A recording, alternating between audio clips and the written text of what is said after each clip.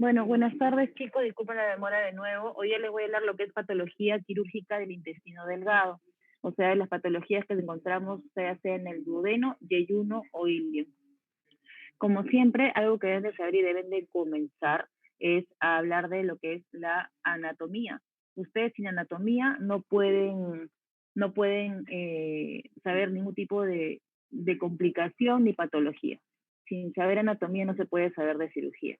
Entonces, lo que tenemos aquí, lo que les escribo, ¿no? El inicio del intestino delgado es desde el píloro hasta la válvula iliocecal. Comenzamos con el duodeno, que es una arcada que está fija su segunda porción al retroperitoneo y mide en promedio unos 24 a 25 centímetros.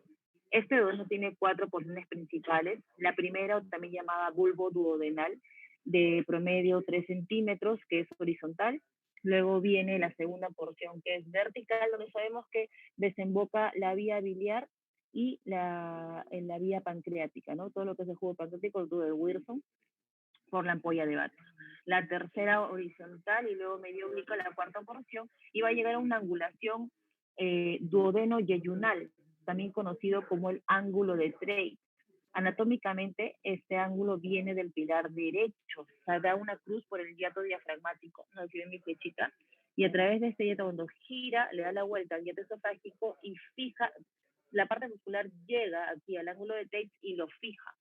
¿Por qué les menciono esto? ¿No? Porque varias veces cuando hemos hablado en las prácticas o tratamos de explicar la cirugía, uno tiende a pensar que esto se va a caer, ¿no? O sea, doctora, ¿y qué lo sostiene?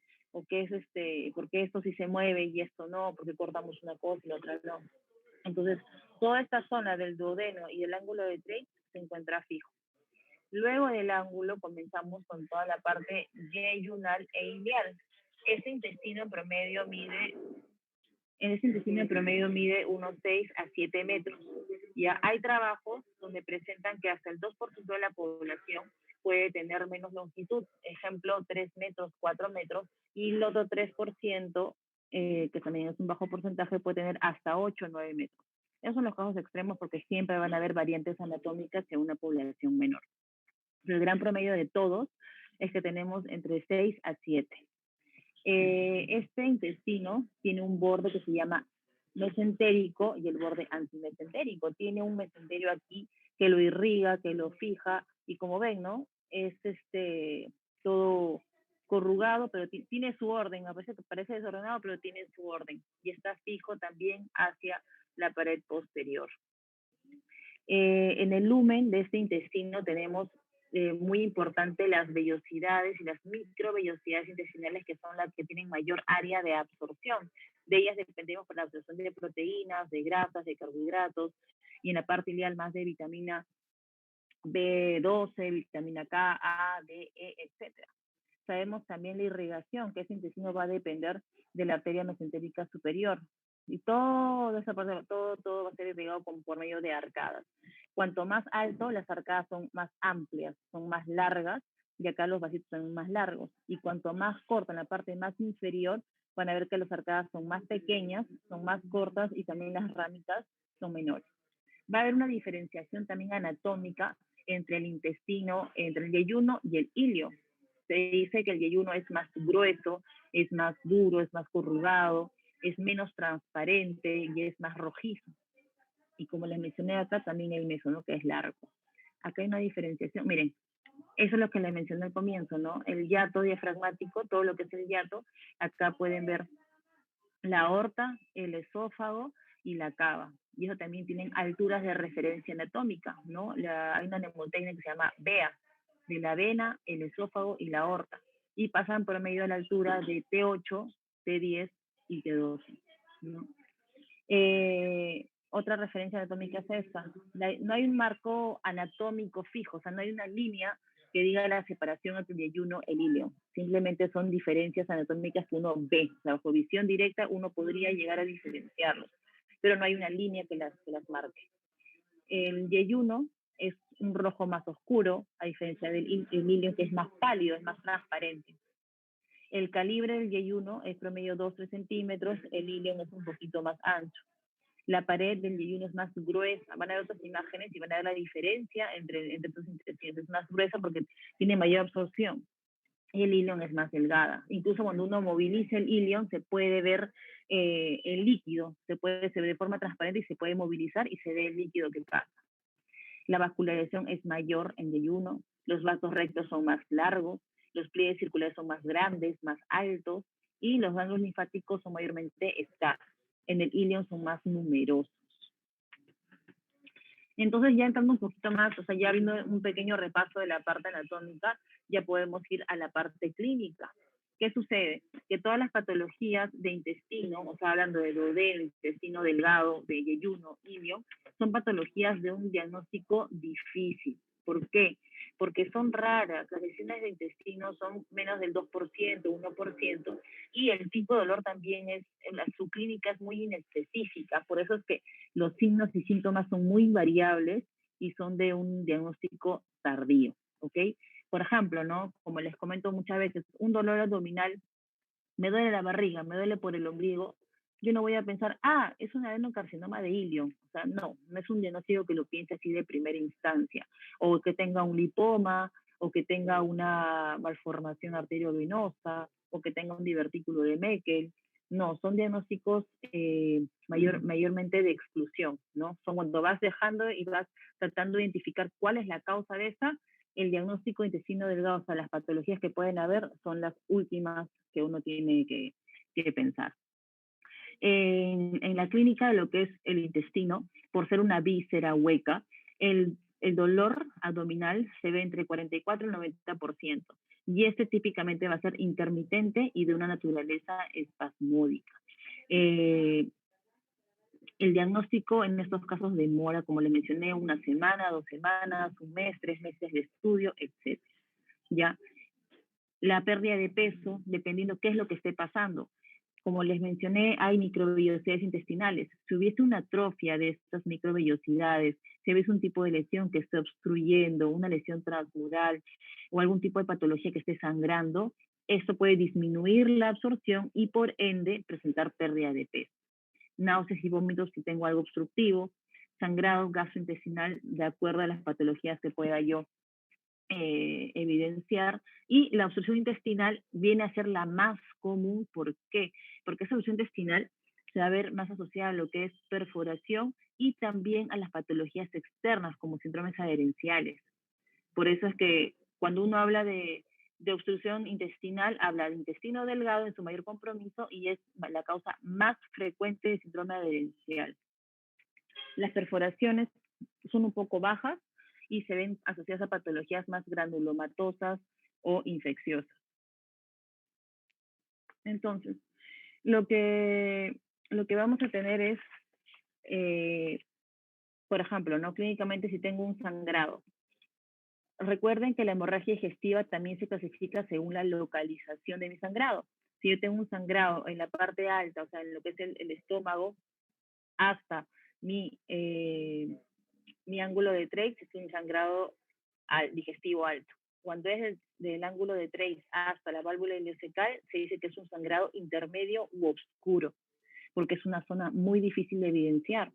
Si ustedes hacen una gastrodenoscopía, como su nombre lo dice, puedo ver mi esófago, mi estómago, mi duodeno, pero no llego. Es muy difícil hacer una enteroscopía, o sea, llegar al intestino a ver la parte media no se puede llegar porque no hay aparato tan largo que pueda llegar hasta esa zona. Y lo mismo por la parte baja. Después de la válvula fecal hasta el ano, o sea, un sangrado digestivo bajo, yo puedo entrar con mi colonoscopio y ver el ano, el recto, mi colon izquierdo, transverso, derecho, llego a la válvula ileocecal y puedo evidenciar técnicamente hasta la parte más distal del ilion, ¿no? Unos 20 centímetros, 15, 25 centímetros en promedio. Pero lo demás no lo puedo ver, que se llama hemorragia digestiva intermedia, media u oscura. ¿Cómo se presenta? Mayormente con dolor abdominal tipo cólico, es un dolor leve, moderado, no es tan intenso, y una distensión leve. ¿Qué patologías voy a sospechar si es que hay esos tipos de sangrado? Las más frecuentes son las angiodisplasias, o sea, estas malformaciones vasculares que pueden haber en el lumen del intestino. Otra causa son los AINES. ¿ya? Los AINES no solamente lesionan o causan úlceras pépticas, o sea, úlceras en el estómago o el duodeno, sino que también podrían lesionar en estos consumidores crónicos de AINES el ilion distal. El que más se compromete en el intestino es el ilion, ya sea por tuberculosis, ya sea por los AINES, ya sea por enfermedades intestinales inflamatorias como el Crohn. Cada vez que ustedes piensen una patología, váyanse al ilion. Y de forma indirecta, si hay compromiso del ilion, pueden haber que hay una disminución de la absorción de la vitamina B12. Es como algo más que podrían corroborar para su diagnóstico. Otras causas, las úlceras, las varices, los pólipos sangrantes que son también raros, los tumores son otras causas de hemorragia digestiva media, diagnosticados con menor frecuencia, y muchas veces tenemos que usar lo que son las cápsulas. La cápsula endoscópica, si es que el paciente no presenta ningún síntoma de obstrucción, yo tengo un sangrado, una anemia crónica y no sé de dónde está proveniendo, el uso de la cápsula endoscópica es muy útil. Es una capsulita de promedio 3 por 1 centímetro que no pesa ni creo que ni 40 gramos ni 50 gramos.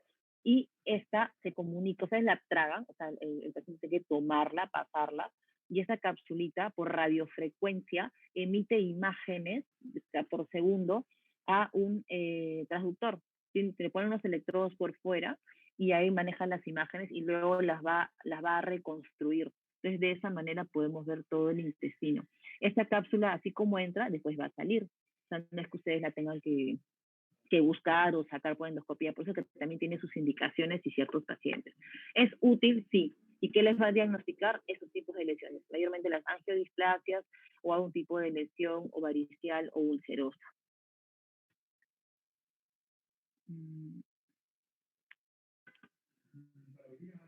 Dentro de otras patologías benignas que podemos encontrar en el intestino son estas. Las enfermedades inflamatorias intestinales como el Crohn o las colitis ulcerativas, los adenomas súper raros, los lipomas también. Los lipomas pueden ser, incluso los lipomas, son lesiones que podrían estar, por así decirlo, frecuentes, pero son asintomáticas, son de hallazgo incidental en las necropsias. Entonces no es que alguien venga y, oh, me duele la barriga, de repente tengo un lipoma en mi ilio. No, eso es algo raro. Los leiomiomas los van a tener como diagnóstico diferencial también de lo que son los GIST, o sea, los tumores gastrointestinales, de estos lesiones submucosas. Se presentan muy similares a los leiomiomas y tienen una presentación más que nada de sangrado por ulceración. Cuando se ulcera la parte superior, o sea, ya la parte más alta del leiomioma o el tumor estromal, esa presentación es la que los va a guiar a un posible leiomioma. El divertículo de Meckel, que puede tener 3 patologías, ¿no? El sangrado, perforación o obstrucción, los amartomas, las angiodisplasias, la tuberculosis intestinal, enteritis tifoidea, siendo estos dos últimos de mayor compromiso del ilio. Las angiodisplasias, estas lesiones las van a ver así, como arañitas vasculares, y son mayormente por el envejecimiento y la degeneración de los vasos sanguíneos. Pueden estar a lo largo de todo el intestino delgado y van a ser responsables del promedio del 70% de los casos de sangrado. Estas patologías las ven ustedes en los adultos mayores, ya en su gran porcentaje es en la quinta, sexta década. Se hace una endoscopía digestiva baja para poder llegar a esta zona y hacer unos métodos de coagulación. Si es que ustedes llegan con el enteroscopio, lo pueden quemar con argón. Algunos incluso dicen, si no puedes llegar bajo visión directa, otro posible diagnóstico es la embolización, o sea que tiene que ser el diagnóstico, el radiólogo intervencionista.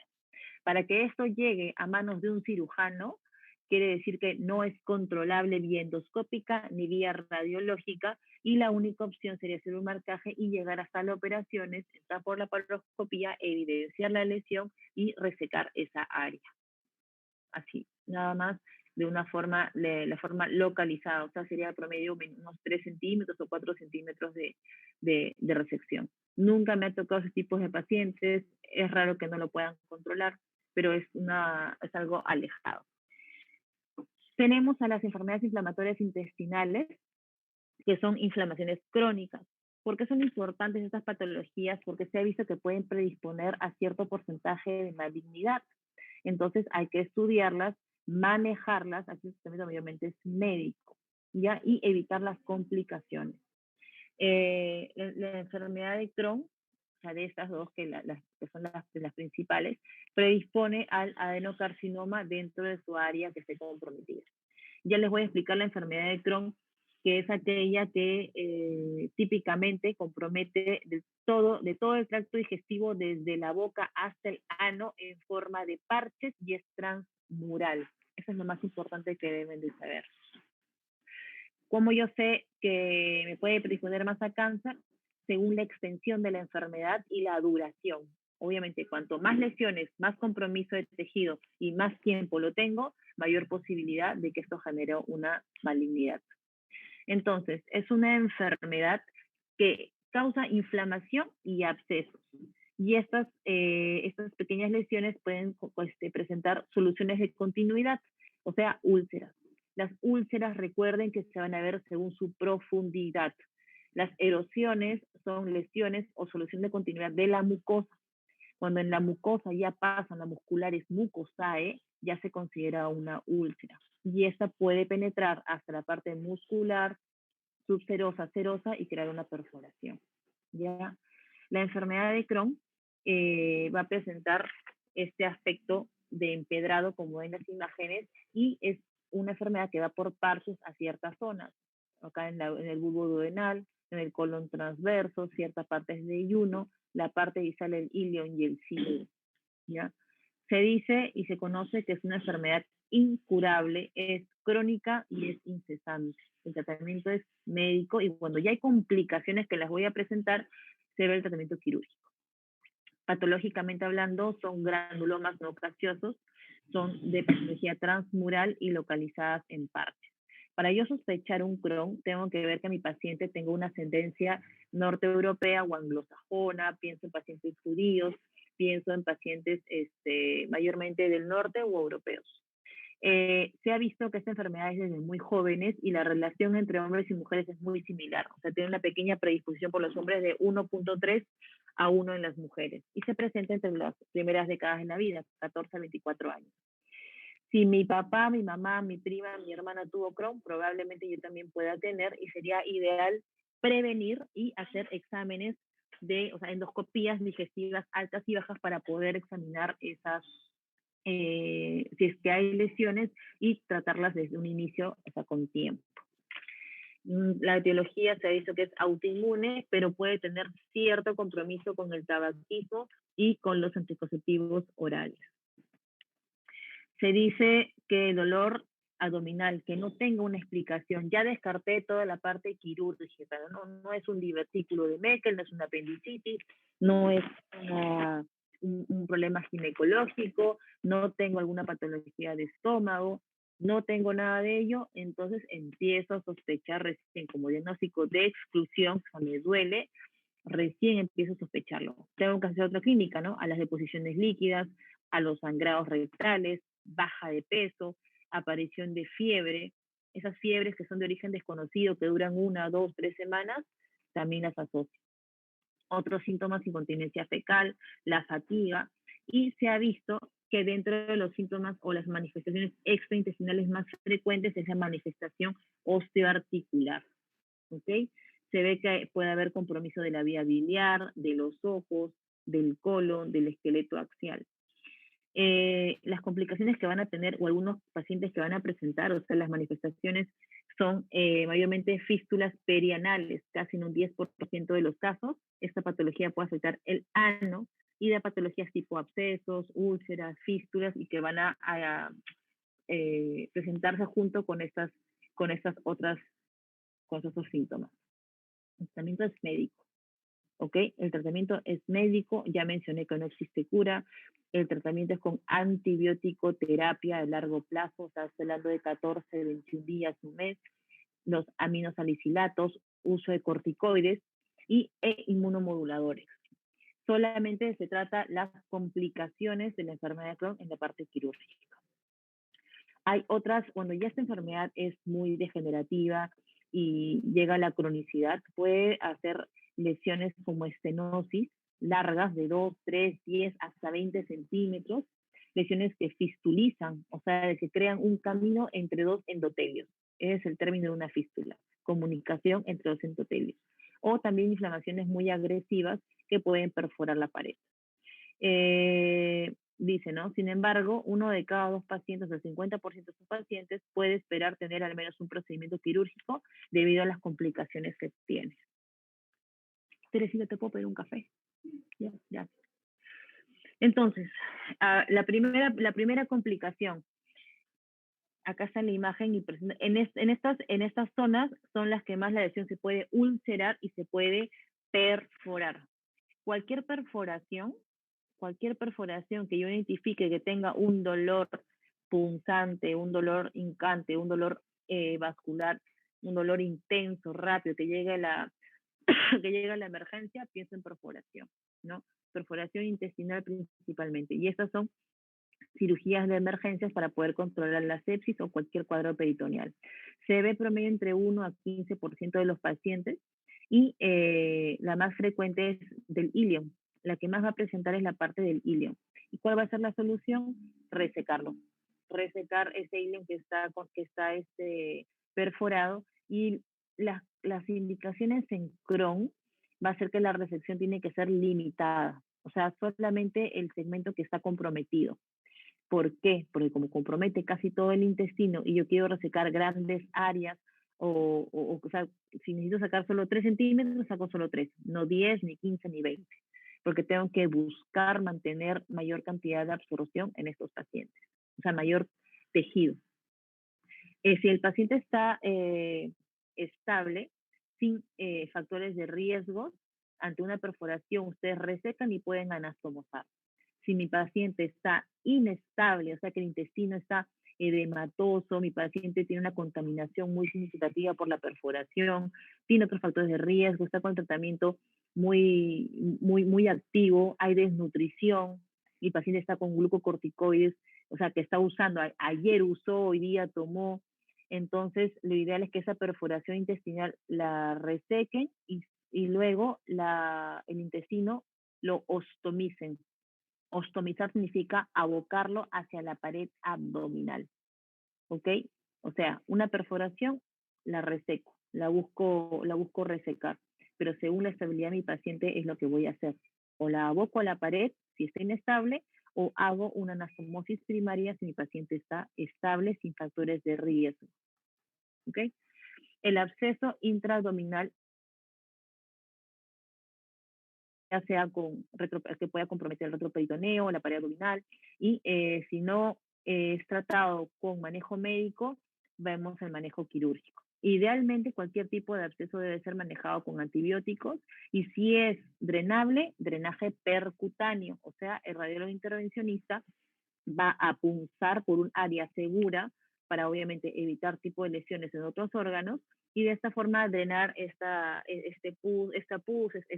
contaminación. Si es que no puedo hacer una laparoscopía, ingresar y drenarlo bajo visión directa, no es algo directo. Pero la gran mayoría de los abscesos son drenables, a casi el 80% de estos. Muy bajos son los que tenemos que entrar a drenar. Si es de vía abdominal, transabdominal. Si va al retroperitoneo u otras zonas, incluso hay vías transglúteas para poder drenarlo. Tenemos otra complicación, que son las hemorragias gastrointestinales refractarias al tratamiento no quirúrgico. De la misma manera, ¿no? Lo que voy a buscar es que mi paciente esté estable o inestable. Si mi paciente está estable ante un sangrado, lo manejo de forma endoscópica. ¿Qué quiere decir? Le puedo hacer terapia con inhibidores de bomba de protones, le puedo hacer terapias con argón, con clips, puedo hacer terapia con ligadura endoscópica. Hola. Si mi paciente está inestable, lo más probable es que necesite una resección intestinal. Gracias. ¿Está con azúcar o nada? Ay. Si el paciente está inestable y ustedes tienen un sangrado que no pueden controlar por vía endoscópica la primera, la segunda, ya la tercer intento endoscópico y falla, tiene que entrar a la sala de operaciones y resecar la zona que esté sangrando. Y eso obviamente, la resección va a depender de acuerdo a la extensión del sangrado. Ahora tiene lo que es la estenosis. La estenosis sintomática de causa obstrucción intestinal tiene también varios manejos, porque las estenosis pueden ser cortas o largas. Y cualquier tipo de estenosis a nivel de la unión esofagogástrica, duodenal, ileal, una que sea abordable, lo ideal es que lo hagan con dilatación endoscópica. Cuando ya no pueden dilatarlo por forma endoscópica, se realiza lo que es la estenosisplastia. Y ya les voy a mostrar unas imágenes de lo que es la estenosis. Eso es remodelar el intestino, o sea, esta estenosis. Y la otra opción es la resección quirúrgica. Si no lo puedo dilatar por el gastroenterólogo, no puedo arreglar ese intestino, lo voy a tener que resecar. Pero siempre, como les menciono, tratando de mantener la mayor longitud de intestino que pueda. Todo va a depender de la ubicación y de la longitud de la estenosis y obviamente también de la experiencia del cirujano. Si una estenosis es corta, o sea, es menos de 5 centímetros y no hay ningún tipo de complicación, abscesos, fístulas, malignidad ni nada de esto, dilatación endoscópica. Si es que la locación también es accesible, como les digo, unión esofagogástrica o la válvula ileocecal. Pero si la estenosis es larga, o sea, mayor de 5 centímetros, son multifocales, son complicadas y no se pueden dilatar por vía endoscópica, vamos a la parte quirúrgica. Resecamos el intestino o por lo menos lo trato de mejorar y ampliar. Tienen las fístulas entéricas refractarias al tratamiento médico. O sea, esas inflamaciones transmurales intestinales pueden dar fístulas, como ven en la imagen, entre el ilion y el colon. O a veces pueden dar fístulas entre el colon y la vejiga, entre el colon y la piel, entre intestino e intestino. Pueden ser enterovaginales. Estas fístulas lo que voy a buscar es resecarlas, pero no necesariamente tengo que resecar el órgano al que está contaminado. O sea, el órgano adyacente, resecarlo no es necesario a menos que este órgano también esté infectado por el Crohn. Si no está comprometido, no lo saco. Si veo que sí está comprometido, sí lo saco. ¿Cómo yo puedo ver, no, doctora? ¿Y cómo sé? Nosotros tenemos al anatopatólogo, o sea, y tú le puedes tomar una muestra, por ejemplo, si compromete la vejiga, le tomas una muestra de esa vejiga y la mandas a congelación. Entonces, esa patología, esa muestra la mandan al patólogo, lo ve inmediatamente bajo microscopio y te dice si hay compromiso o no. Entonces, de esa forma tú puedes, en el intraoperatorio, definir si sacas o no esa lesión. ¿Ya? Idealmente, tratar de resecar lo que necesite sacar. Ya no hacer más de la cuenta ni tampoco menos de la cuenta, por así decirlo. ¿Qué más? Cáncer. Los cánceres de intestino delgado, o sea, que son por esos tipos de prolongados de la enfermedad de Crohn, idealmente lo vamos a hacer como resección, resecar toda la enfermedad que comprometa y hacer prácticamente una colectomía, ¿no? Sacar todo lo que sea necesario, incluso si es que compromete también el colon, puede terminar en una resección intestinal de intestino delgado o resección también del colon y también en colectomía total o no ileostomía terminal. Eso va a depender de qué área esté comprometida. La inflamación que causa los síntomas como inflamación persistente que causa síntomas insatisfactorios de tratamiento médico también. Estos también son indicaciones de cirugía. Y retraso del crecimiento en los niños. Como os expliqué, como hay un compromiso en la absorción por las microvellosidades y no responden a tratamiento médico, hay pacientes que se les reseca todo el colon y la parte distal del ilio. ¿Ya? Eso se llaman las colectomías, las proctocolectomías. Entonces, todo va a depender de acuerdo al compromiso que tenga el paciente. ¿Para qué? Para obviamente mejorar el desarrollo de los jóvenes. Entonces, cuando yo quiero preparar un paciente de Crohn para una cirugía, ya han escuchado, ¿no? Que no es un paciente simple, es un paciente que está con aminosalicilatos, con corticoides, están con terapias de inmunomoduladores, muchas veces están comprometidos, pueden estar desnutridos, son patologías también agregadas, ¿no? Entonces yo tengo que preparar primero optimizando medicamentos. La gran mayoría son jóvenes y tienen patologías de perforación o de sangrado y que los puedo manejar según su estado hemodinámico.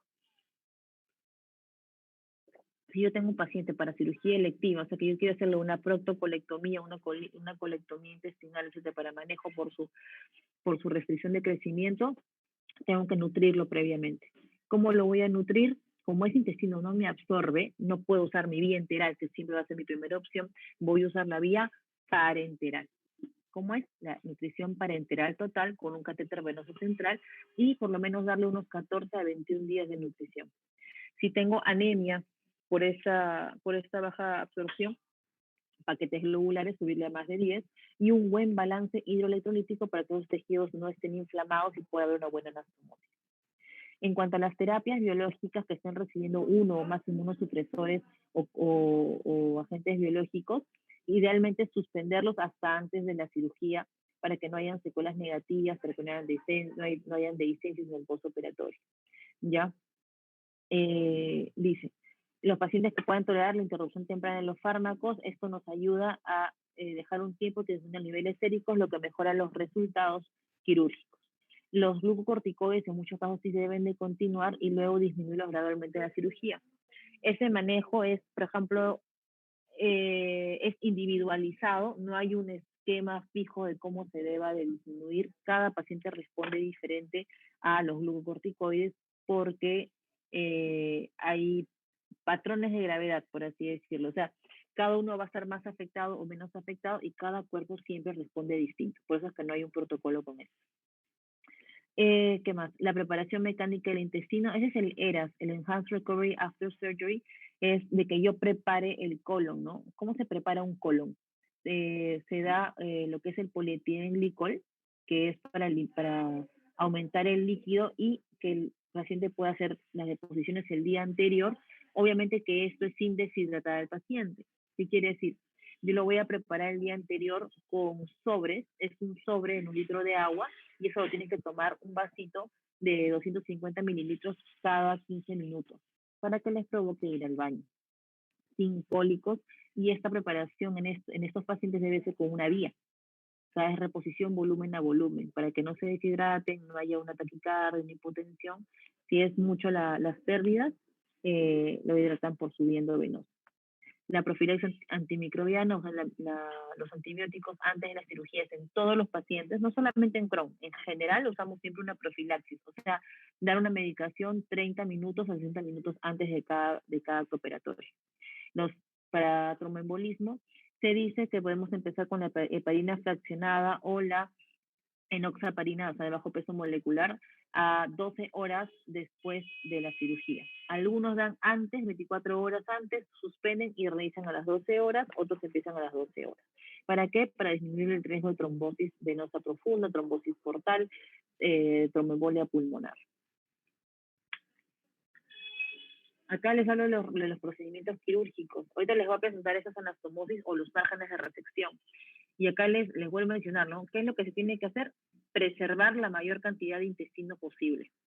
Como les digo, como tienen poca área de absorción, si yo tengo mis 6 metros, pero tengo mucho comprometido, voy a resecar lo suficiente.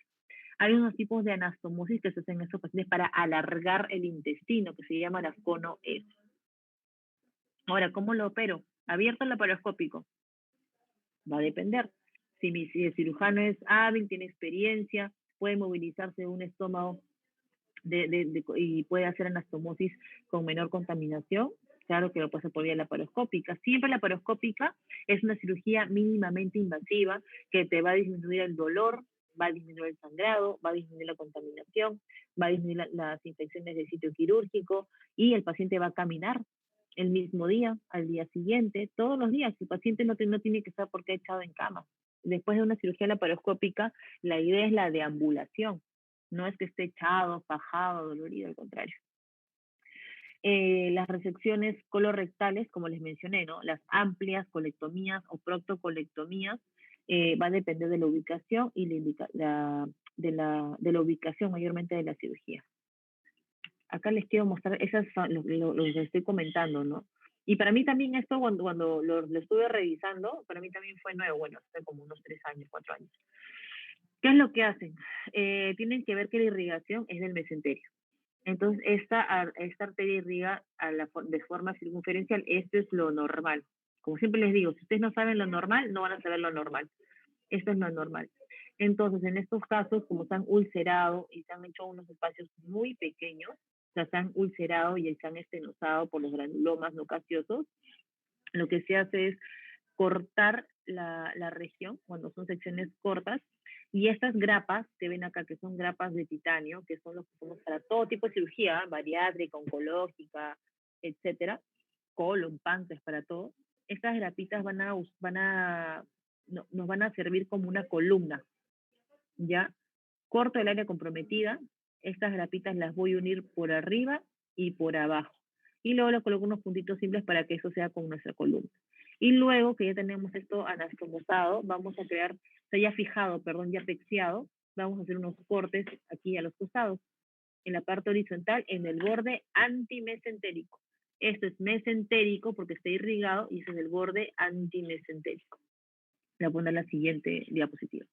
Miren, uní, corté, ahora voy, o sea, perdón, seccioné con las grapas, ahora voy a hacer una línea horizontal, voy a cortar y voy a unir mi punto A con mi punto A, mi punto B con mi punto B, el C con el C y el D con el D. O sea, lo más cercano, punto, y lo más lejano también.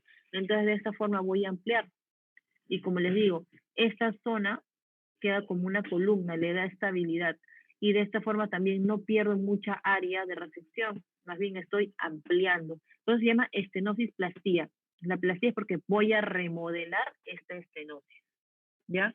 Cuando son más largas, miren acá hay más centímetros, puedo yo hacer también otra forma, perdón, cuando estenosis cortas, puedo yo hacer una línea horizontal, como ven, está todo acá a la mitad o a la tercera parte del diámetro, y de esta forma lo voy a ampliar y voy a anastomosar el área A con el B. Y de esta forma amplío mi zona, amplío esta zona del intestino. Esto es muy similar, no sé si les habrán comentado, las piroroplastías. Justo a mis alumnos les comentaba de cuando hacen las vagotomías selectivas de las pépticas, van acompañadas de piroroplastías en su gran mayoría, y así yo amplío. Para que esto no se cierre, tengo que ampliar, buscar de forma quirúrgica, ampliar esta zona. Otros métodos también son, miren, reseco el intestino y luego los voy a subir y voy a hacer anastomosis laterolaterales. Estoy ampliando otra boquita, esa es la que ya les mencioné. En vez de hacerlo término-terminal, pueden hacer así, por encima y por abajo. Igual es lateral, pero con el borde inferior y con el borde superior. Esa también es lateral, los bordes antimesentéricos. Y esta es la end-to-end, término-terminal, que es lo convencional, otra forma de. Cuando son estenosis más largas, de hasta 25 centímetros, puedo hacer esto. Hago como un omega. Hago un omega y voy a primero fijar la cara posterior, que es esta, que es mi segundo plano, y luego voy a abrirlo de forma de una curva. Y la parte adelante abierta, que vendría a ser esta linecita de acá, la voy a suturar para ampliar esa zona. Como ven, trato de no resecarlo. O sea, no pierdo área de absorción, no estoy perdiendo microvellosidades. Estoy uniendo el intestino o remodelándolo para que el paciente pueda seguir. Esta técnica se llama estrictoplastía o estenosiplastía de Finney, que es una anastomosis manual laterolateral, sin resección. Las estenosis de más de 30 centímetros. Y miren la zona, en la parte distal, o sea, la válvula iliocecal. Esta zona es, yo puedo llegar con el colonoscopio. Es un área accesible. Como es accesible, puedo tener la opción de dilatación. Lo puedo dilatar con un balón, o sea, entra hasta acá y puedo dilatar. Puedo dilatarlo con un stent. Este stent se llama autoexpandible. ¿Cuál es el gran problema de los stents? Es su migración. Yo coloco el stent, pero de acá, de repente en un mes, 3, 6, 9 meses, eso se puede migrar, se puede soltar y prácticamente el paciente lo va a defecar. ¿Ya? Ese es el gran problema, la migración. Otro tipo, si tengo una estenosis muy larga, hago esto. Y miren, no estoy resecando. Lo que estoy haciendo es cortar el intestino y la parte, ese es mi proximal y la parte distal, y voy a hacer una anastomosis lateral. No estoy perdiendo área de absorción, estoy más bien remodelando para que el paciente no se obstruya. Obviamente que todas las cirugías abdominopélvicas siempre pueden crear mayor adherencia en el postoperatorio. No es lo ideal estar abriendo cada paciente, pero si lo puedo hacer por lo menos 1 o 2 estenosis plásticas por cirugía, es lo ideal, ¿no? Este tipo de, de cirugía se llama la estenosis o neuroplastia de Michelacci. Es una anastomosis isoperistáltica de lado a lado. De repente han escuchado también la cirugía de puesto y así van a ver algo similar, les va a llamar la atención. Entonces, ¿qué tienen que saber? ¿No? ¿Qué es lo que ustedes tienen que llevar acá? Que el tratamiento quirúrgico se va a reservar para aquellos pacientes que desarrollen complicaciones. El pilar de tratamiento es el médico, pero cuando ya hay perforación, abscesos, fístulas, hemorragias, estenosis, cáncer, etcétera, entonces estos de acá son mejor con tratamiento quirúrgico, de todas maneras. No olvidar que en los niños y adolescentes el retraso de crecimiento es una indicación de intervención quirúrgica. O sea, el paciente de 10 años, ¿sí tiene que operar? Sí, lo más probable es que sí, si no, no va a haber un buen desarrollo. La técnica de resección va a depender de la ubicación de la enfermedad, ¿ya? Y el abordaje siempre voy a preferir un laparoscópico o una cirugía abierta. Las dilataciones endoscópicas con balón va a ser efectivo en estenosis corta, o sea, menos de 5 centímetros. Si yo les digo que ya son largas, ya prácticamente es indicación quirúrgica, o sea, largas de promedio 25 centímetros, 30 centímetros, etc. Las estenosis, las más extensas o las secuenciales múltiples que van a ocurrir en un segmento intestinal más largo, requieren de una estenoplastia isoperistáltica de lado a lado, como les mencioné al final. La técnica en sí va a depender de cada cirujano. Si yo soy habilidosa y puedo hacerlo todo por la laparoscopía, voy a hacerlo por la laparoscopía. Puedo suturar, puedo hacer todo mi manejo, lo hago. Si no lo puedo hacer, hago la técnica abierta, porque el paciente no está para experimentar, está para sanarlo y para darle el mejor tratamiento. Pueden haber también estenosis en el colon, ¿no?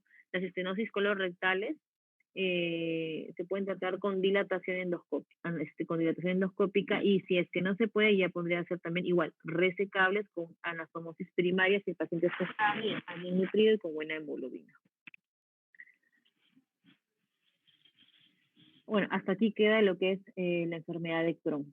Otra patología también muy conocida es el divertículo de Meckel, que es un divertículo verdadero. ¿Por qué se dice divertículo verdadero? Porque compromete todas sus capas, incluso tiene una irrigación que va hasta la parte final. Tiene todas las capas, tiene su mucosa, tiene su muscular, tiene su serosa. Y como ven, el borde mesentérico y esta surge del borde antimesentérico. Este Meckel es conocido por ser una persistencia del conducto ónfalo-mesentérico, ¿ya? Es un rezago anatómico. Esta persistencia con conducto ónfalo-mesentérico, no olviden que se da entre la 5ª y la 6ª semana de gestación, cuando el intestino se asciende en su posición permanente dentro de la cavidad abdominal. Pueden haber muchos patrones anatómicos, no solamente es el divertículo, ¿no? Otra persistencia del conducto ónfalo-mesentérico, pues por fístulas, por quistes, pueden haber bandas fibrosas desde el divertículo hasta el ombligo, pero cuando se forma el saquito se llama divertículo. No se sabe el origen embriológico del tejido ectópico dentro de las paredes, pero siempre va a haber dos principales, ¿no? El pancreático y el gástrico. ¿Qué más? Normalmente, para que ustedes sospechen divertículo de Meckel, se ve en edades jóvenes y es un diagnóstico diferencial de la apendicitis, ¿ya? El divertículo de Meckel tiene una ley del 2, que les voy a comentar, que es en cuanto a la distancia de la válvula ileosecada, su tamaño, etc. Y normalmente es asintomático. Ustedes los pueden encontrar como hallazgo dentro de una cirugía intestinal o como hallazgos, como les digo, incidentales, así en las necropsias. Ya pueden pasar toda una vida con su divertículo, ustedes pueden tener su divertículo ahí, o uno de ustedes tener y no saberlo. Con menor frecuencia, incidente en las imágenes de diagnóstico. Cuando es sintomático puede presentarse con dolor, sangrado u obstrucción, que son las 3 principales causas. Y como ven, miren su irrigación. Es un divertículo verdadero con su irrigación propia. El Meckel siempre va a tener una regla del 2. La regla del 2 significa en 2% de la población, una relación mayor a hombres que a mujeres de 2 a 1, Está ubicado a 2 pies de la válvula ileocecal. 2 pies es promedio 50-60 centímetros de distancia. Puede tener hasta 2 pulgadas de largo. Aproximadamente el 2 al 4% desarrolla una complicación antes de los 2 años. Los dos tipos de mucosas que les comenté, ¿no? La pancreática y la gástrica. Cuando hay problemas, la más común es la gástrica. Si pueden sangrado intestinal, se dice que también se puede comprometer este tipo de mucosa y presentar, o sea, asociarse a los sangrados. Hay mucha discusión con que si lo encuentro accidentalmente lo saco o no lo saco. Hay muchas controversias. Y este divertículo de Meckel también puede ser causa de anemias, anemias de origen desconocido, o sea, anemias que no han podido ser diagnosticadas. Entonces, ¿cómo yo sé o cómo yo hago un diagnóstico definitivo? Se ha visto que el mejor diagnóstico, el definitivo, va a ser por la gamografía con glóbulos rojos marcados por pertenectato de tecnecio 99M. ¿Ya? ¿Por qué? Porque tiene mucha afinidad con la mucosa gástrica. Como ven en la imagen, tiene afinidad por la mucosa gástrica, o sea, va a marcar el estómago, lo voy a ver en mi vejiga porque luego lo voy a excretar, y me marca el divertículo de Meckel. Se administra primero por vía endovenosa y luego se hace una gamografía. Una gamografía es que se hace en un cuarto y es un tipo de irradiación, porque este pertenectato de tecnecio es una sustancia radioactiva. Entonces, por eso es que lo marca, por eso es que lo dibuja. ¿Cuándo lo voy a usar? En prácticamente casi todos los pacientes, pero el paciente tiene que estar hemodinámicamente estable, ¿no? Como les digo, a veces el paciente viene por una anemia de 9, de 8, un niño, entonces le quiero descartar, y tiene que estar estable, o sea, si es que ha sangrado lo menos grave posible o que ha presentado episodios intermitentes. Otro estudio es la arteriografía mesentérica. Como han visto, la arteria que alimenta el Meckel es larga, no es ramificada y va a atravesar el mesenterio hacia el cuadrante inferior derecho, donde termina en varios vasitos pequeños irregulares. Entonces es una fuente tipo de sangrado suficientemente rápida como para requerir una transfusión y no se ha identificado mediante otras modalidades de imagen. Puede observarse extravasaciones del contraste y otra forma también es la angiografía por tomografía de alta resolución. Cuando el sangrado es menos, o sea, es más lento, no es menos rápido, es más lento, la angiografía también es útil. La cápsula endoscópica tiene un valor predictivo positivo desde hasta 84.6%. Otra forma es la enteroscopía de doble balón. La enteroscopía de doble balón es una técnica que entra en el enteroscopio y remanga el intestino. Se llama de doble balón porque uno lo infla, y infla uno y remanga el otro, y va inflando y va entrando así como tal cual como ustedes lo ven, como remangando para poder llegar hasta la lesión y poder ubicarlo. Y la otra, obviamente, es la visión directa, que siempre va a ser la mejor, pero ya es un estrés quirúrgico, la laparoscopía. Eso son todo lo que puede causar con el Meckel. Sangrado, obstrucción, se puede intussusceptar, o sea, presentar una obstrucción por intussuscepción, se puede volvular, girar, se puede torcer. Esta es la imagen que les hablaba de las bridas o de estas, ¿cómo se llama? De estas bandas fibróticas hacia la pared. La hernia de Littré. Ustedes siempre van a escuchar en patología de hernias, en sus clases, las hernias raras, ¿no? La hernia de Richter, de Amiens, de Garengiot, van a escuchar de hernias de Petit, las hernias de Grinfeld, y dentro de eso está la hernia de Littré. ¿Qué significa? Que por el agujero inguinal o por una hernia va a presentarse el divertículo de Meckel. Ya sea en agujero inguinal en 50%, por el crural hasta un 20%, o por el umbilical el 20%. El Littré se llama cuando el divertículo de Meckel se ha metido por un orificio anatómico. Diverticulitis como tal, o sea, que se obstruya la luz. Si la base es pequeña, tiene más posibilidad de diverticulitis, porque así es como actúa como el apéndice. Si tiene la base ancha, difícil de que se obstruya. Puede perforarse y puede invertirse, ¿no? Se puede intussusceptar. El tratamiento o la resección va a ser la diverticulectomía. En sí, si tiene una base ancha, una base delgada, como pueden ver acá, lo pueden sacar con una grapa. Ese es un GIA, un grapador. Simplemente lo presentan, o sea, así como lo presentan, o sea, lo levantan y van a resecar la base. Si tiene una base ancha, como esta imagen, pueden hacer ese tipo de sección. Si hacen ese tipo de sección y luego lo cierran y no se estenosa. Pero si tiene una base delgada, den su base y simplemente refuerzan el intestino. Si es más ancho, podrían incluso hasta resecar con la parte ileal. Todo va a depender de la base del intraoperatorio y también la experiencia de cada cirujano. La diverticulectomía simple, o sea, sacarlo, o sea, es lo más simple, puede ser con grapa, manual, con grapa y cortar y solamente suturar el intestino, o lo pueden hacer así con forma mecánica. Yo digo que un cuello es ancho cuando mide más de 2 centímetros, ¿ok? Si este cuellito de acá mide más de 2, ya puedo estar pensando en resección, no solo del divertículo, sino una resección ileal, segmentaria. Acuérdense que me importa es la base. El largo puede ser, el divertículo puede medir 5 centímetros, no me importa. La cosa es que salga, lo que importa es la base.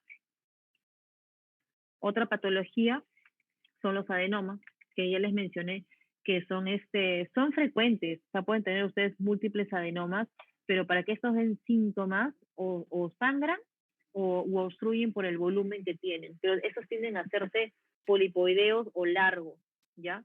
Los diferentes tipos son los tubulares, tubulovellosos y los vellosos, y siempre pueden haber la posibilidad de que estos malignizan. Tubulares malignizan en menos del 10%, tubulovellosos de 10 al 50% y los vellosos una posibilidad de más del 50% de malignizar. Se presentan más en el duodeno, ya en las glándulas de Brunner. Ahora, estos adenomas pueden ser duodenales, intestinales o también colónicos, ¿ya? Los adenomas se presentan en prácticamente todo el tracto digestivo, todo el tracto gastrointestinal, pero tienen siempre mayores frecuencias de presentación. En esos casos estamos hablando de intestino delgado, es más en duodeno, y hay incluso algunos que simplemente los gastroenterólogos, los que hacen las endoscopías, los ven y simplemente también es observación por la dificultad en la recepción en esas áreas. Sus presentaciones van a ser por sangrado, ya sangrado u obstrucción intestinal, como les menciono, y estos algunos les toman biopsias. Por ejemplo, si ustedes ven un adenoma de ese tipo de mucosa, lo más probable es que sea totalmente benigno o tubular. Pero si yo ya veo bordes irregulares en su base, veo áreas de fibrina, idealmente sí tomar una biopsia. ¿Por qué? Porque pueden haber áreas de adenocarcinoma en esta base de los pólipos. Si yo encuentro ya un adenocarcinoma, ya tengo que recetarlo porque estoy hablando de un cáncer, ¿ya? Para nosotros poder resecar un adenoma, sitio donde esté, tengo que ver primero el tamaño, la profundidad y que el área sea accesible, porque no crean que está fácil, y entro y lo saco. A veces no es tan accesible. Y también tengo que ver la cantidad. Miren, acá hay, por ejemplo, las poliposis adenomatosas familiares y que hay un montón de pólipos. No voy a sacar todos los pólipos, ¿no? Lo más probable es que termine la resección de toda esa área comprometida. Si es uno pequeño, no me causa mayor problema y veo que es un área accesible y puedo hacerlo, porque también eso depende de que el endoscopista pueda hacerlo, lo voy a sacar. Si es que no, manejo quirúrgico. Se dice que si se miden más de 4 centímetros, y eso también tiene que ser quirúrgico. Esto ya habla ya en esta zona de patologías de colon, de las poliposis adenomatosas familiares. Es un factor de riesgo. El 80% de los pacientes afectados desarrollan también duodenales, que a menudo son múltiples, y esos adenomas en el duodeno tienen predilección por la papila o la ampolla de Bacher, que pueden dar también obstrucción de las vías biliares. Y a veces ustedes lo diagnostican no porque les causa obstrucción, sino también por algún tipo de patología biliar. El paciente viene con ictericia o ictericia intermitente, y son que esos adenomas están tan cerca de la ampolla que obstruyen la salida y dan dolores así similares a una coledocolitiasis o a una patología ampular. Los leiomiomas igual, masas únicas, firmes, son lesiones de la submucosa, grises, blancas, son bien definidas y son formadas por el músculo liso y son bien diferenciadas. Normalmente se agrandan de forma extraluminal y no se detectan hasta que no superan cierta cantidad de suministro de sangre, lo que va a causar una necrosis central, se va a ulcerar y presenta sangrado. O sea, la presentación más frecuente, como les mencioné, en leiomiomas o tumores estromales gastrointestinales a los tipo GIST, son los sangrados, que normalmente se autolimitan. ¿Ya? Un sangrado de un GIST o leiomioma no lo va a descompensar al paciente, pero es una forma de presentación, es un debut. En los casos en los que el tumor se extiende de forma intraluminal, la obstrucción puede ser el síntoma inicial. Y miren, son raros, menos del 1% de esas patologías. Los lipomas es de hallazgo incidental, los ven más en las necropsias. Es muy difícil de que un paciente venga con una obstrucción por un lipoma intestinal. Y se lo digo porque no he visto, o sea, no me ha tocado, no hay ni un paciente que me diga, ay, tiene un lipoma, hay que resecarlo. No. GIST sí, duodenales, yeyunales, ciliales, leiomiomas también, pero lipomas son homogéneos, son submucosas y también son difíciles de diagnosticar. Yo no tomo una tomografía y veo un lipoma, son difíciles, ¿ya? Ahora las patologías malignas, para poder ir ya yendo avanzando más de la mitad de la clase. La patología maligna, estamos hablando de los adenocarcinomas principalmente, pero estas patologías han ido cambiando. Se ha visto que los tumores neuroendocrinos, o sea, los carcinoides, han incrementado en los últimos años. Antes el más común era el adenocarcinoma y ahora se ha visto que los carcinoides han aumentado en sus diagnósticos también. Más alejados los linfomas y los sarcomas. Las neoplasias malignas del intestino delgado representan solo el 3% de todos los cánceres del tracto gastrointestinal. Solo el 3%, por si acaso. Es bien bajo. La edad media de estos diagnósticos es promedio 65 años. Los linfomas y sarcomas se ven más entre los 60 y 65 años. Y los adenocarcinomas y neuroendocrinos se va a partir tipo de los 70, 80 años. ¿Qué es lo que ha... ya, ¿por qué es tan raro? Como les digo, no es menos del 3%. ¿Por qué es tan raro? Es porque hay ciertas teorías que nos dicen que el ambiente, el intestino delgado, es un microambiente único. El contenido es más diluido y líquido. Entonces se dice que como pasan tan rápido, causan menos irritación de la mucosa y esto hace que no tenga un estímulo continuo, crónico, inflamatorio, y por eso es que no hay tanto intestino delgado que pueda malignizar. Al contrario que el colon, ¿no? Que es todo más sólido. El tránsito es rápido, entonces es una posición más corta a cualquier tipo de carcinógeno. La carga bacteriana es mucho menor y esto resulta en menos conversión de ácidos biliares en carcinógenos potenciales por organismos anaeróbicos. Un carcinógeno como el benzpireno, que está en las comidas, se compromete metabolitos menos tóxicos por la benzpireno hidroxilasa, que está presente en concentraciones altas en el intestino delgado en comparación con el estómago y el colon. Y el aumento del tejido linfoide y la inmunoglobulina A en el intestino delgado dice que pueden tener un efecto protector. Esas son teorías que avalan de que haya tan poco cáncer en el intestino delgado. Lo que va a aumentar más que esto es el consumo del tabaco, ¿ya? La obesidad, el que tengan otras patologías en el cuerpo, ¿no? Y buscar descartar que hayan también intestino delgado. Y se dicen que el compromiso de intestino delgado más se va a ver por lo que son las carcinomatosis, ¿no? O sea, por el compromiso extraluminal, o sea, lo que es la cavidad más que un intraluminal. Factores de riesgos, ya les mencioné las edades, siempre hay una predisposición mayor a hombres, mayor incidencia en lo que es raza negra, a pacientes que toman, los que consumen mucho azúcar refinada, carnes rojas, es pésimo para el intestino delgado y grueso, alimentos ahumados o los curados, o sea, las parrillas. Acá los mencionan porque algunos han mencionado que la obesidad es un factor protector para cáncer de intestino delgado y el cigarro igualmente, ¿no? La fibrosis quística, tienen un riesgo elevado de cáncer de intestino delgado 2 a 5 veces mayor después de un trasplante de pulmón. Eso es lo que se ha visto, ¿ya?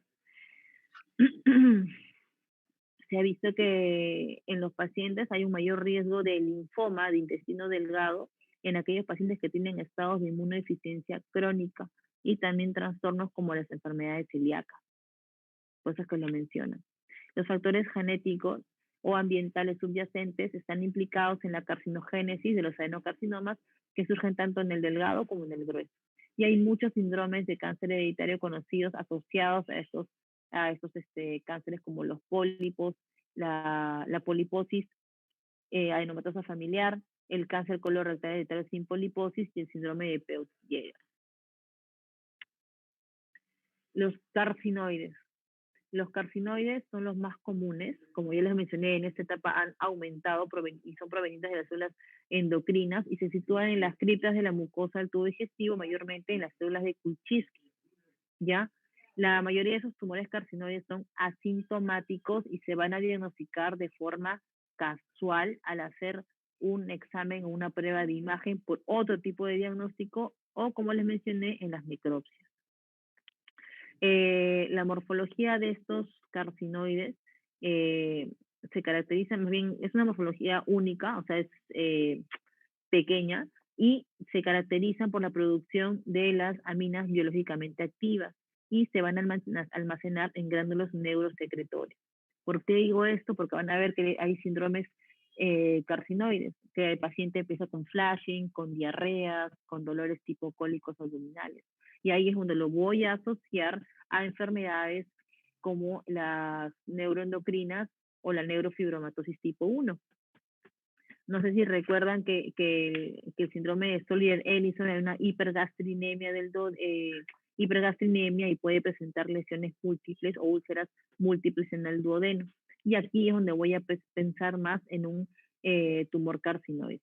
Les puedo hacer diferentes tipos de exámenes para poder diagnosticar. ¿Cómo lo diagnostico? Con el ácido 5-hidroxiondalacético. ¿Qué es lo que tengo que hacer para preparar a mi paciente antes que ello? Tengo que suprimir ciertos tipos de alimentos. Miren acá, ¿no? Hay alimentos que aumentan esta mina.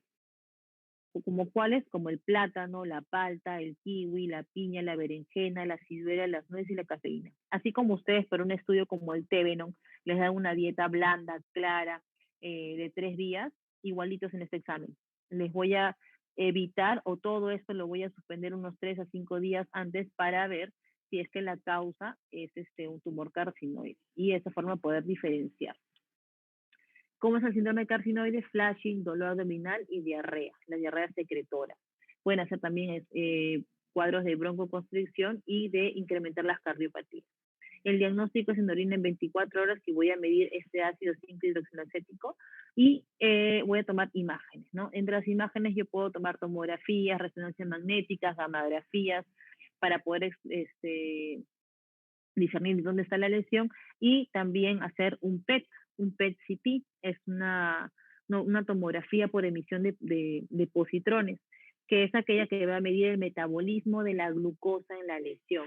Esto puede verse también en el abdomen, puedo descartar que hayan también en tórax, puedo descartar que hayan pelvis. Recuerden que les dije que son únicos morfológicamente hablando. ¿Por qué? Porque normalmente son lesiones bien redondeadas, bien circunscritas, se van a ver en la submucosa o se pueden extender hasta la capa muscular.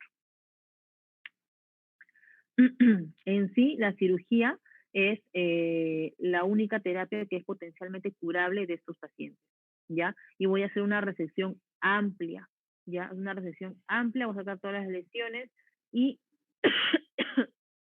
perdón, y voy a hacer una linfadenectomía también amplia. Puedo tratarlos, los sangrados, si este paciente no es quirúrgico al momento, con embolización, con crioablación, lo puedo usar la radiofrecuencia hasta poder llegar de repente a un trasplante si hay mucho compromiso del intestino delgado, porque saben que hay trasplante de intestino delgado. Si la selección es en duodeno y es menor a 1 centímetro, se puede hacer una resección endoscópica. Pero si es más de esto, incluso podría llegar a una duodenopancreatectomía cefálica con linfadenectomía regional. ¿Qué quiere decir?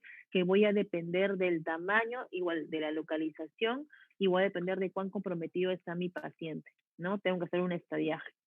Si el paciente ya está en estadios avanzados, la cirugía podría mejorar la calidad de vida y yo tengo que medir en esos pacientes su KI 67. Si es bien diferenciado o pobremente diferenciado, y según esto voy a ver el grado de malignidad de mi lesión. Entonces, ¿de qué estoy hablando? Que tiene que ser una resección amplia del mesenterio en bloque y hacer una linfadenectomía extensa para poder sacar todas las lesiones que yo pueda encontrar y que de esta forma sea curativo. ¿Ok? Recuerden, los tumores carcinoides en su gran mayoría son asintomáticos y se pueden diagnosticar de forma casual. ¿ok? El tratamiento médico para controlar los síntomas con análogos de somatostatina, con el ocreotide, el uso de la quimioterapia se ha visto que es limitado, no necesariamente va a mejorar al paciente. La terapia con radionúclidos es para una actividad citorreductora en los pacientes que expresan los receptores de somatostatina. Eso lo van a ver según la muestra. Los linfomas no Hodgkin, algo ya pequeño de esto porque son todavía más inespecíficos y se ha visto que el tema de los linfomas, el tratamiento mayormente es médico, ¿ya? Solamente voy a operar un linfoma cuando encuentre algún tipo de complicación. Cuando el paciente esté obstruido, sangrante o se haya perforado, se trata el linfoma. Si no, el tratamiento médico va a ser el famoso CHOP. El linfoma del tracto gastrointestinal es la forma extraganglionar más común del linfoma. El estómago, intestino y delgado son los sitios más comunes. Y, por ejemplo, el 75% en estómago. Miren, intestino delgado, incluyendo el duodeno, 9% de posibilidad de localización. Recuerden que todo lo que les estoy comentando es dentro de los menos del 5% y de estos es casi menos del 3%. No son muy inusuales. Ileocecal 7%, que hayan metacrónicas o sincrónicas 6%, recto 2%, viricosa en colon 1%. Cuando yo pienso en linfoma o una neoplasia linfoproliferativa, estoy pensando en pacientes que tengan enfermedades autoinmunes, pacientes que tengan asociados o ya estén en estadio SIDA por un HIV, que estén en terapias con corticoides o inmunosupresoras por ser post-trasplantes, enfermedades de Crohn, pacientes que reciban radioterapia o las hiperplasias linfoides nodulares. Entonces, todo es, tiene que ser una unión diagnóstica. Esas sospechas de un linfoma no es porque, me duele la barriga, de repente es un linfoma. No. Entonces, los linfomas se ha visto que surgen de la submucosa de agregados linfoides. Y su distribución, miren, la distribución del linfoma del intestino delgado es paralela a la distribución de los folículos linfoides y el ilion representa la ubicación más común. Como ocurre también con el sarcoma, los linfomas son tumores voluminosos y aproximadamente 70% tienen más de 5 centímetros de diámetro en el momento de la presentación. O sea, su presentación mayormente es por obstrucción y dolor asociado a pérdida de peso. Los sarcomas, también conocidos como los gastrointestinales, los GIS, son tumores mesenquimales malignos que por promedio presentan el 10% de las neoplasias. Lo más común es que lo vean en estómago, duodeno e intestino delgado. Y acá ustedes van a tener los criterios de Fletcher. Estos criterios les van a decir que cuán maligno es, con cuánto grado de malignidad tiene. Cuanto más alto esté, o sea, más cerca al estómago, menos malignos son. Cuanto más mitosis por campo, o sea, más de 5% de mitosis por campo, más maligno es. Y según el tamaño, cuanto más grande, 5, 6, 10 centímetros, más maligno es. El más común es el GIS, ¿ya? De los sarcomas es el GIS, Gastrointestinal Stromal Tumor. Y estos representan el 83% al 86% de los casos. Los GIS, justo ayer operé un GIS de duodeno de unos 4 por 2 centímetros, son normalmente polipoideos y tienden a presentar síntomas de sangrado. ¿Por qué? Porque se ulcera la mucosa. Y en algunos casos, pequeños de obstrucción intestinal o dificultad para comer ciertos tipos de alimentos. Son muy similares a los leiomiosarcomas y para poder identificarlos hay que hacer unos estudios como la ecoendoscopía y tomar biopsias. Con estas biopsias yo puedo ver la expresión del CD117 y con esto me puede ayudar al diagnóstico. Muchas veces no da el diagnóstico y por la sospecha y por los síntomas tengo que resecarlo. Entonces, por vía laparoscópica voy a evidenciar la lesión y puedo hacer simplemente tan fácil como una enucleación, o sea, bordear la lesión o resecarlo donde esté, en cuña. Si tengo una lesión en el estómago y está hacia mi curvatura mayor, solamente identifico la lesión, grapa a grapa y lo retiro. Idealmente siempre para que no haya contaminación en una bolsita de guante o algo para que no contamine los bordes y resecar lo mínimo e indispensable. En los GIS no hay disección ganglionar, no hay lavado peritoneal, no hay nada más. Es resección local. Miren, la educación más frecuente es el estómago, intestino delgado, colon recto y la última que voy a ver es el duodeno, que es la que operé ayer. El diámetro promedio es de 5 centímetros, una mediana de 4. Ay, me hubiera gustado ponerla acá en la foto, acá la tengo. Esos tumores pueden presentarse a cualquier edad, siendo comúnmente diagnosticados entre los 50 y 80 años. El chico que operé ayer, hombre, de 37 años, y lo tuvo hace 4 años, y como no tenía mayor molestia, no le hizo caso. Y también quienes lo vieron no le dieron tratamiento médico. Hay tratamientos como el imatinib, que es el más conocido, para poder disminuir la lesión. ¿Y por qué se opera? Porque ya sangró. Como ha sangrado hace unos 4 meses, recién se asusta y está buscando quién lo pueda operar. Entonces, así terminó en mis manos. ¿Cómo lo diagnostico? Por tomografía, resonancia o estos exámenes que les menciono. Esos son los criterios de Fletcher. Los números de mitosis, el tamaño del tumor y la localización, porque según eso, cuanto más lejos esté del estómago, más posibilidad de malignidad, cuanto más grande el tamaño, más maligno, y cuanto más mitosis, más maligno. Los adenocarcinomas, que es menos del 20, como les mencioné, 25-40% de estos pacientes, son súper raros, 50, 70 años, ligero predominio, casi todas como todas las lesiones, pero ligero predominio aparte masculino, y se ven con otros tipos de enfermedades, ¿ya? Los pacientes que tienen estas, la no polipoidea, tienen mayor riesgo de adenocarcinoma en todo el intestino delgado, mientras que las poliposis adenomatosas familiares aumentan su riesgo de adenomas y adenocarcinomas del duodeno. En Crohn, mayormente el adenocarcinoma, si es que se da y se desarrolla, se va a ver en el ilion en un 70%. Se asocia a la enfermedad celíaca, al síndrome Peutz-Jeghers, al PAF y al colon rectal hereditario sin poliposis. La clínica inespecífica. Dolor, náuseas, vómitos, anemia en 15%, algún sangrado que no le dan mucha importancia, ictericia si está a nivel del duodeno, pérdida de peso, miren, 3%, o sea, no es significativo. Otros síntomas son ninguno, o sea, asintomáticos 9%.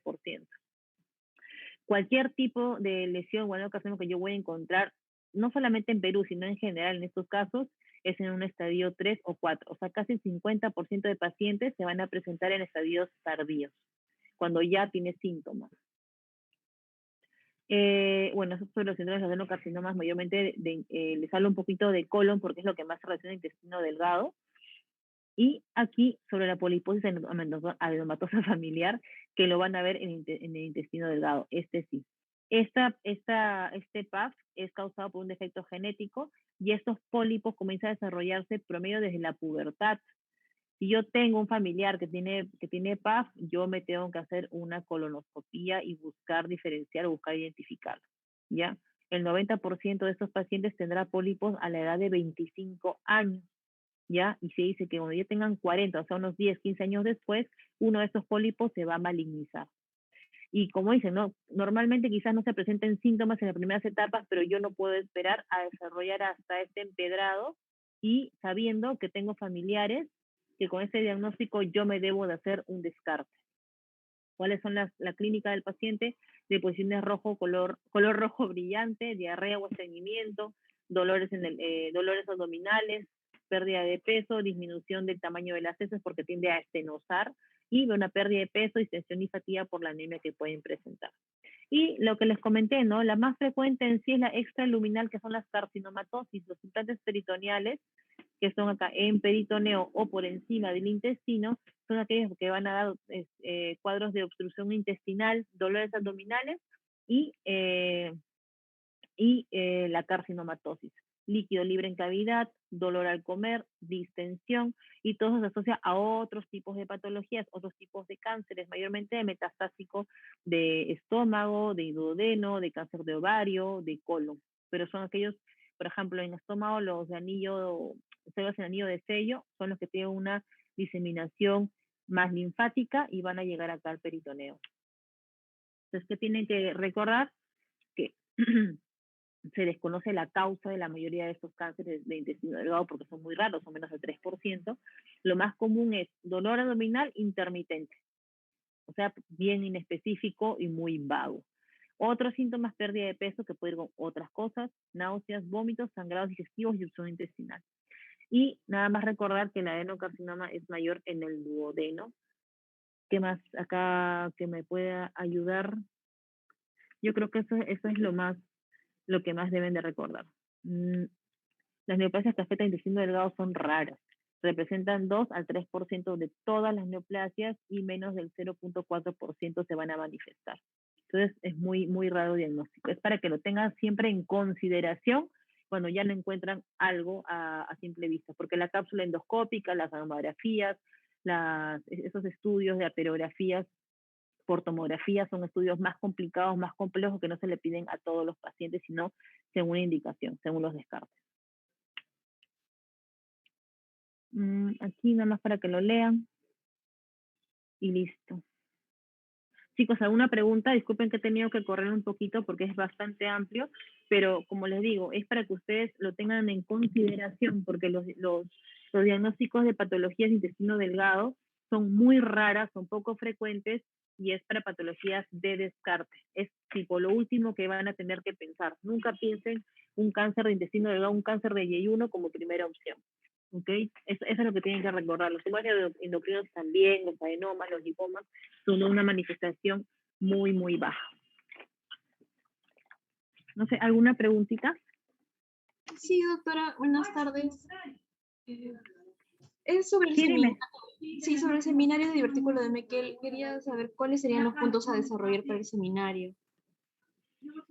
Bueno, justo también lo he desarrollado, ¿no? Primero el desarrollo embriológico, las manifestaciones clínicas, la regla del 2 es bien básica saberlo, y ustedes en seminario la parte quirúrgica, los diferentes tipos de resecciones, y podrían buscar en divertículo de Meckel, muchas veces son reportes de casos, o sea, anemias que no han sido diagnosticadas. Puedes buscar, ¿sabes qué? Algo importante, qué hacer o cuál es la opinión actual sobre la resección en hallazgos incidentales. O sea, yo estoy operando un bypass y estoy contando el intestino y encuentro un Meckel. ¿Lo saco o no lo saco? Esas cositas es lo que tienen ustedes que discutir, o sea, lo actual, porque ustedes ya saben que es un divertículo, ya saben quién lo conforma, ya saben todas las patologías, eso es lo básico, pero alguna discusión actual tiene que haber, ¿no? O sea, sobre qué se hace en esos casos. ¿Ya? Sí, doctora. Listo.